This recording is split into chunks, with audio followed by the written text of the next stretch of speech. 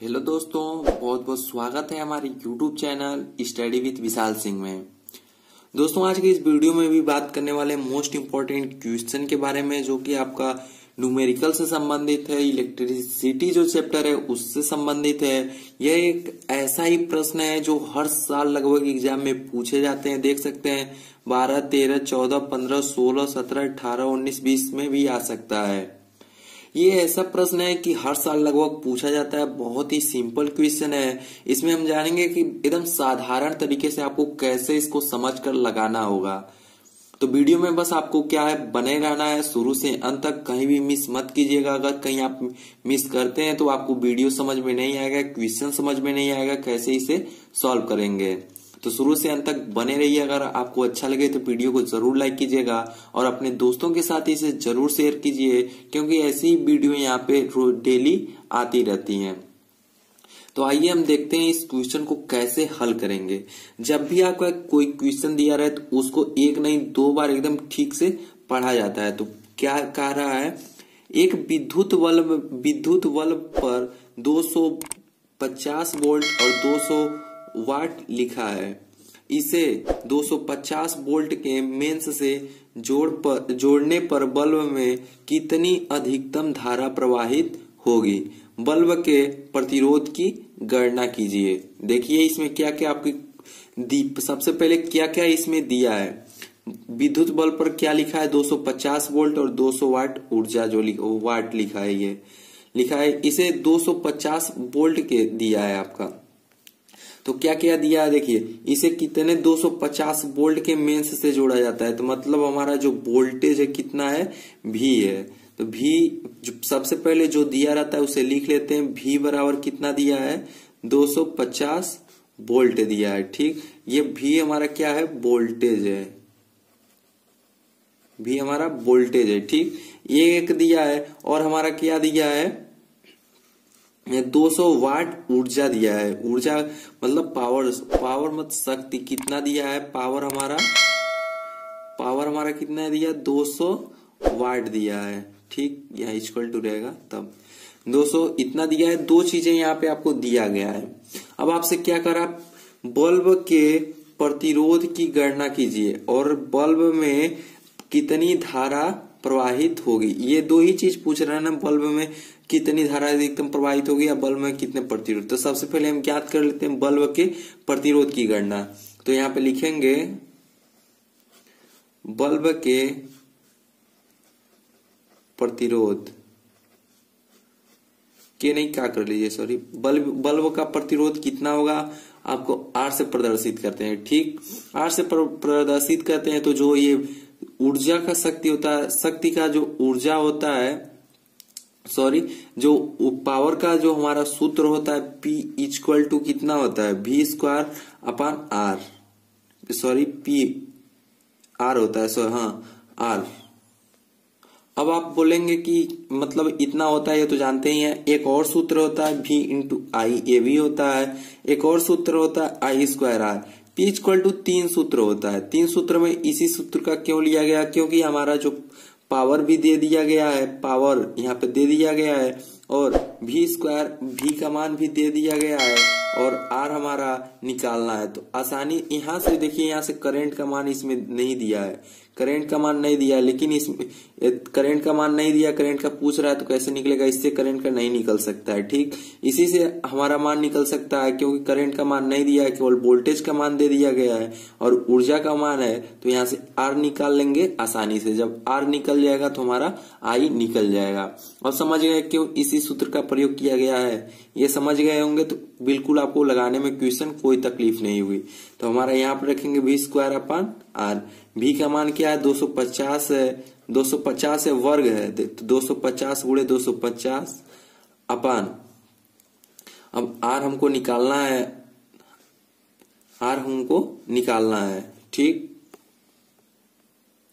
यहाँ पे देखिएगा, यहाँ पे ये होता है R निकालना हमको, या ये तो निकालना है ना, लेकिन ये P इक्वल टू होता है, P इक्वल टू होता है इतना। तो हमारा P का मान कितना दिया गया है, 200 गुणे, सॉरी 200 इक्वल टू 250 गुणे 250 अपॉन R। ठीक, इतना हो गया। अब हम क्या करेंगे, आर इक्वल टू यहाँ से क्या हो जाएगा, आर इक्वल टू 250 गुणे 250 अपान 200। एक जीरो से एक जीरो कैंसिल, एक जीरो से एक जीरो कैंसिल।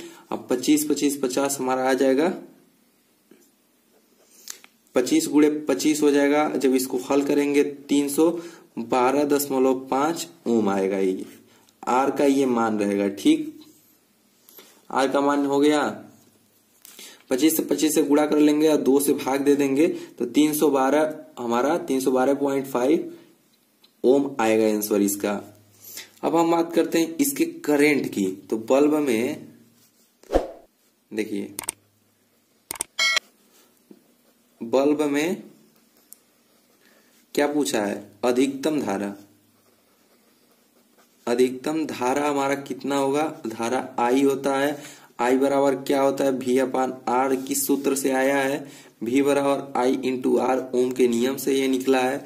V का मान हमारा कितना दिया है 250, आर का मान 312.5।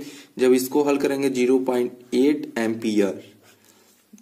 यहाँ पे एक बात ध्यान देंगे, ये मात्रक लिखना नहीं भूलेंगे, ये मात्रक लिखना नहीं भूलेंगे, नहीं तो आपका आंसर गलती हो जाएगा। देखिए बल्ब में अधिकतम धारा पूछा था 0.8 एम्पियर और बल्ब में प्रतिरोध ये निकला है 312.5 ओम निकला है।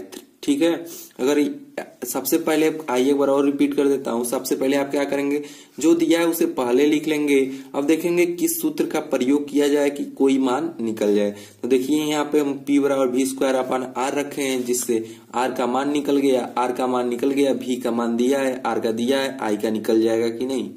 इससे हम देखेंगे बहुत ही आसानी ट्रिक, एक तरफ से ये ट्रिक है कि कैसे आप हल कर सकते हैं। ठीक, अब देखते हैं हम दूसरा क्वेश्चन। इसमें दूसरे क्वेश्चन में क्या कह रहा है उसको हम समझते हैं।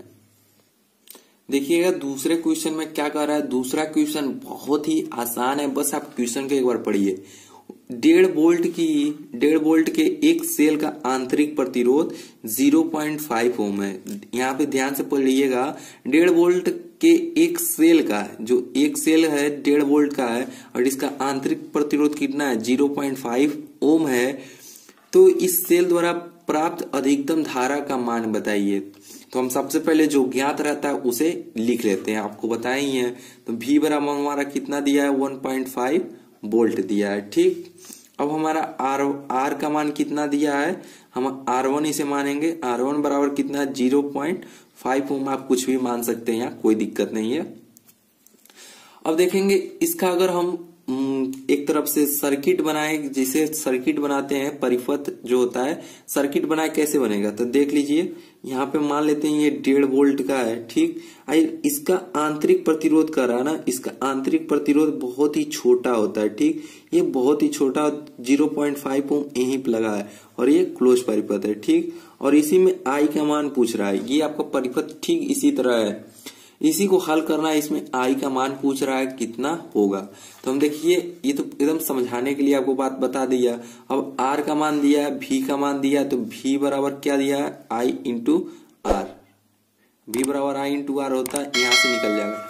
इसको समझिएगा, देखिए 1.5 वोल्ट का बैटरी है, इसका आंतरिक प्रतिरोध, किसी भी बैटरी का आंतरिक प्रतिरोध होता है वो, लेकिन आपको कहीं कहीं सर्किट में ये सब देखने को नहीं मिलेगा क्योंकि ये बहुत ही छोटा मान होता है। अगर मान लीजिए आपको यहीं का दिया जाए 50 या 500 का दिया जाए, 500 वोल्ट की बैटरी है, इसका आंतरिक प्रतिरोध 0.5 है, तो ये तो बड़ी संख्या हो गई। बड़ी संख्या में छोटी संख्या को निगलेक्ट कर दिया जाता है, तो हम निगलेक्ट कर दिया जाता है बहुत ही कम पॉइंट, जैसे अब 0.5 है, इस तरह दिया रहे, नहीं सॉरी 0.00005 है इस तरह, तो इसको निगलेक्ट कर दिया जाता है। ठीक, लेकिन इस क्वेश्चन में क्या कह रहा है, 1.5 वोल्ट के एक सेल का आंतरिक प्रतिरोध, इसमें आंतरिक प्रतिरोध जब मान दे दिया जाए तब उसे लेंगे, जब इसका मान दे दिया जाएगा तब लेंगे, अगर नहीं दिया तो आप छोड़ देंगे उसे। ठीक, तो दिया गया आंतरिक प्रतिरोध 0.5 है, तो इसको यहाँ पे प्रदर्शित करेंगे। तो देखिए R का मान दे दिया, V का मान दे दिया, तो यहाँ से I का मान जो निकलेगा आपका क्या होगा V अपान R होगा। अब V का मान हमारा 1.5 है और R का मान हमारा 0.5 है। जब इसको भाग देंगे तो कितना हो जाएगा, I बराबर 1.5 एम्पियर हो जाएगा कि नहीं, 3 एम्पियर। एम्पियर। एम्पियर को हम प्रदर्शित करते हैं ए से। अगर पूरा लिखना हो तो आप लिख लीजिए एम्पियर। ठीक, ये हो गया दूसरा सवाल। तो ये बहुत ही इंपॉर्टेंट प्रश्न है, छोटा प्रश्न है। इसी तरह के प्रश्न आपको एग्जाम में जरूर पूछे जाएंगे। तो इसी तरह प्रश्नों को हल करने के लिए हमारे चैनल से जल्दी जुड़ जाइए। अगर आपको ये वीडियो पसंद आए तो वीडियो को जरूर लाइक कीजिएगा, और चैनल पे पहली बार आते हैं तो चैनल को जरूर सब्सक्राइब कीजिए। फिलहाल इस वीडियो में बस इतना ही। मिलते हैं अगले वीडियो में और भी अन्य जानकारियों के साथ। तब तक के लिए जय हिंद, वंदे मातरम।